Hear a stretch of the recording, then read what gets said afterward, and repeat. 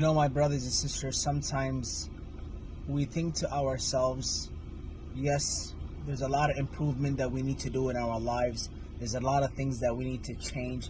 But where do we start?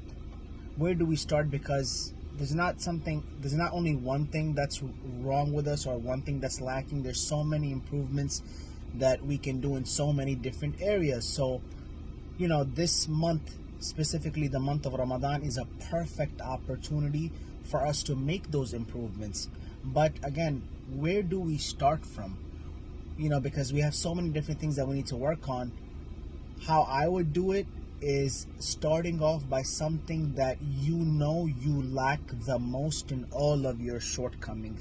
Meaning that one thing that is your biggest problem, is your biggest thing that you need to work on, and you've been wanting to change that for such a long time, but it just never happened. That's where you start off. And yes, you make a list of everything that you need to change, and you don't go right into changing all those things at once, because it's going to be very short term. That improvement is going to be very short term, and it's hard for you to prolong that.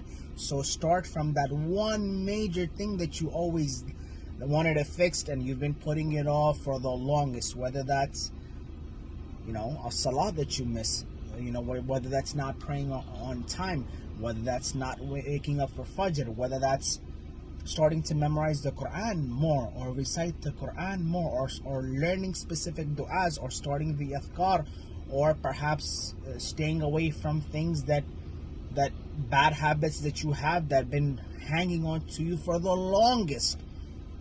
Pick that one thing that you've always wanted to change, but you were just never able to do it. And you may have tried, but for whatever reason, you ended up slipping and you ended up going back to it. Start with that one biggest change, that one major thing that you need to change, and inshallah, work on that at least for this month of Ramadan. Inshallah ta'ala, may Allah subhanahu wa ta'ala strengthen us.